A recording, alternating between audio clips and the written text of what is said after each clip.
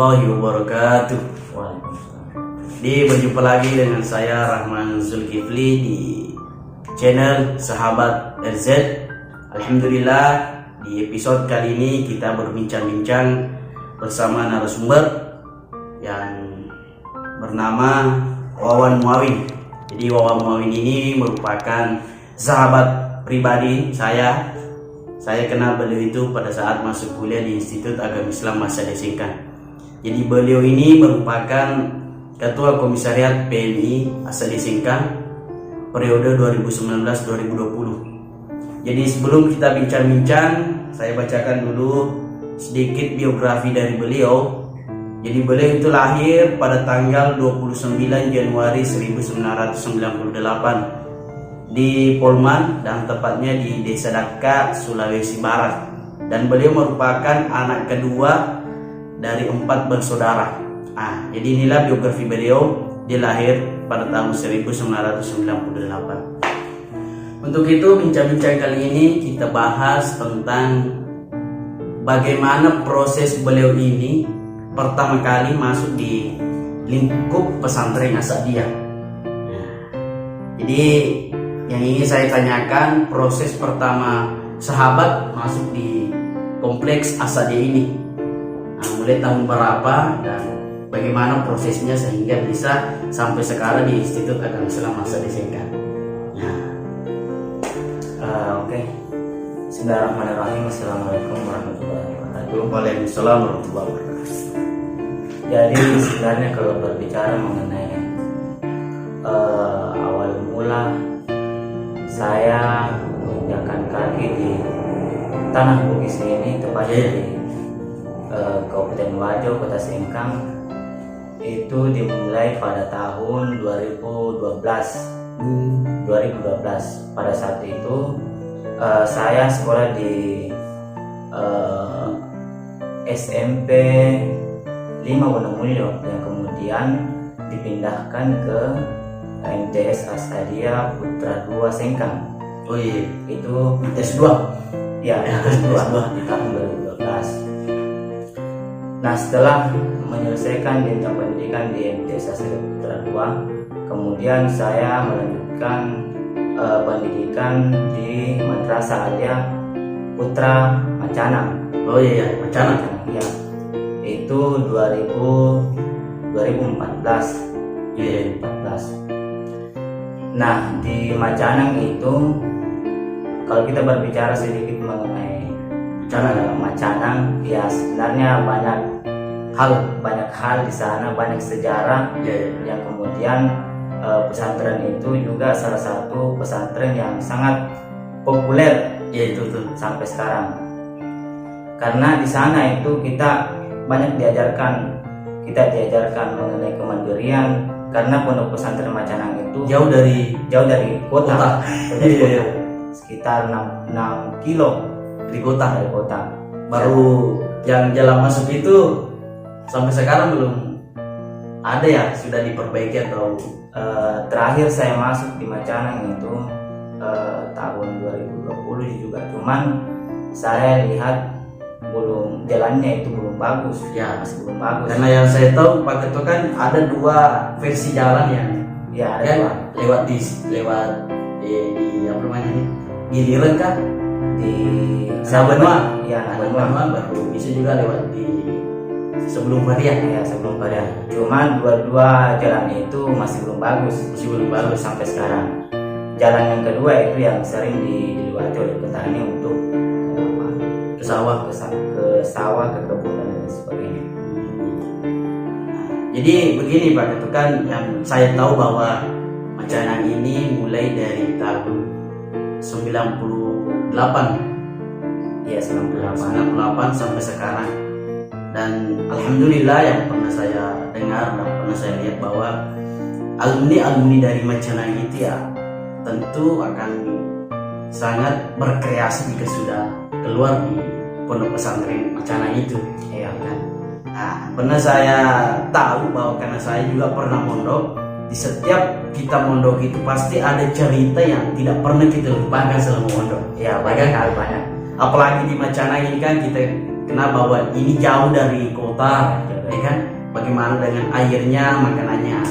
Jadi yang ingin saya tanyakan bagaimana sejarah pengalaman yang pernah dilakukan Pak Ketua pada saat di sana. Mungkin ada pengalaman yang tidak akan dilupakan.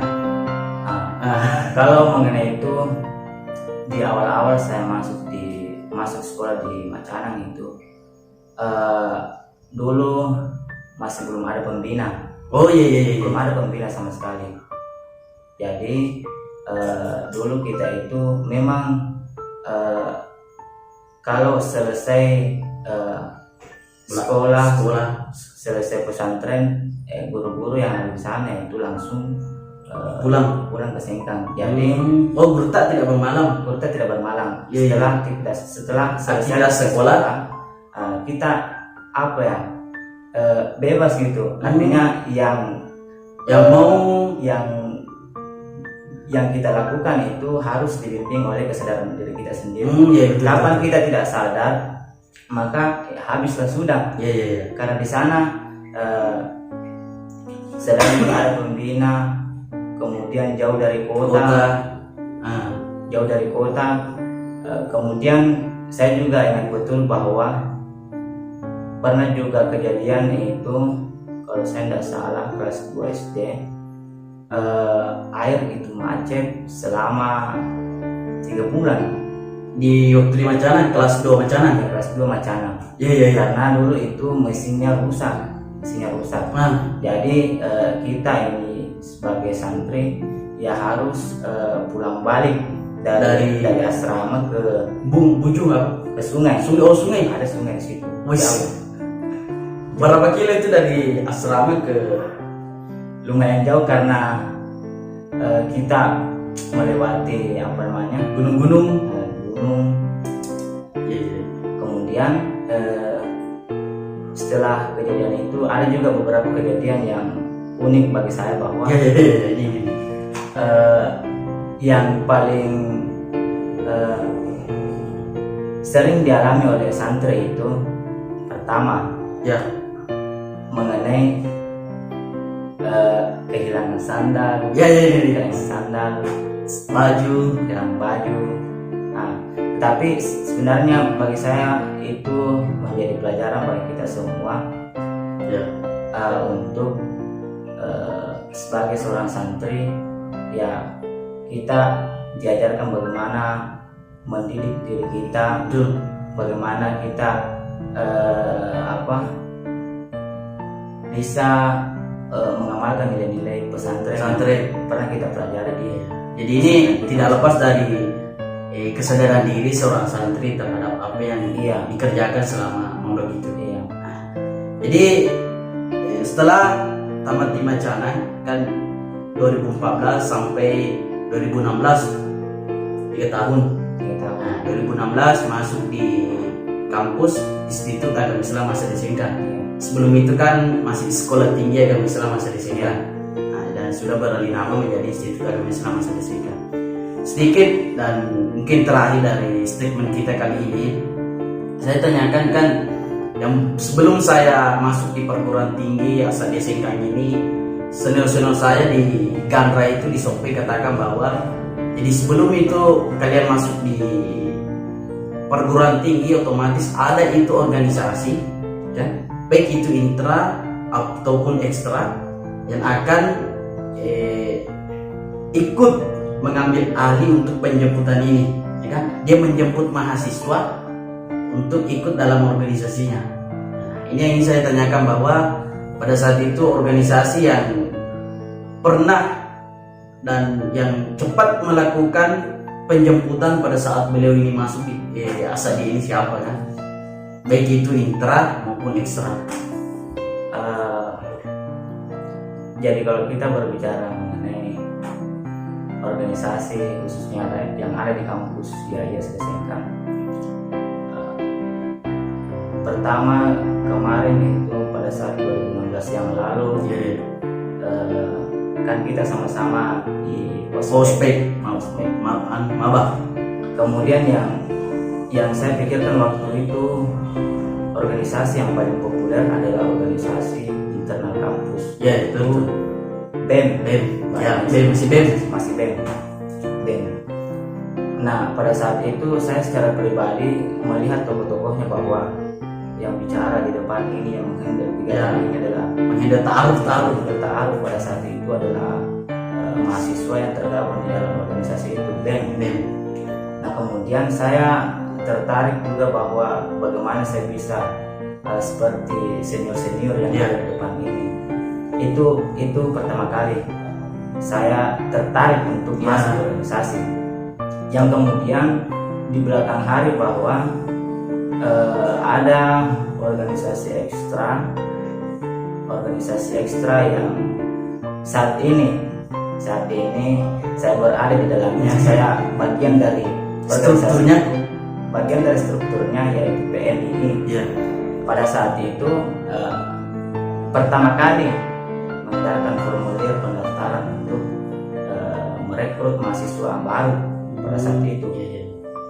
Nah, saya lihat orang-orangnya, bahwa saya lihat mahasiswa yang tercover di dalam PNI ini, itu adalah mahasiswa yang menghandle kegiatan PBAK atau ta'aruf pada saat itu. Betul. Jadi disitulah saya tertarik bahwa orang-orang yang ada di BMI itu, orang-orang yang menghandle kegiatan PBAK itu adalah rata-rata dari mereka adalah berbackground organisasi ini ya, PNI. Makanya pada saat itu saya langsung mengisi formulir, kemudian mengikuti proses perekrutan pada saat itu. Jadi dengan ketertarikan inilah sehingga sahabat ini ikut di pergerakan mahasiswa. Itu awal mulanya. Karena ketertarikan melihat senior-senior kita pada saat itu menghindar ta'aruf, ya kan? Kan pada saat itu kita 2016 masih ta'aruf. Jadi mungkin inilah yang sempat kami bincang-bincangkan pada episode kali ini. Sedikit Pak Ketua, mungkin ada statement terakhir mengenai tentang santri alumni dari pondok pesantren, ya kan? Bagaimana peran di masyarakat dan apa yang mesti kita lakukan sebagai santri di pondok pesantren dan alumni dari pondok pesantren. Mungkin statement terakhir Pak Ketua.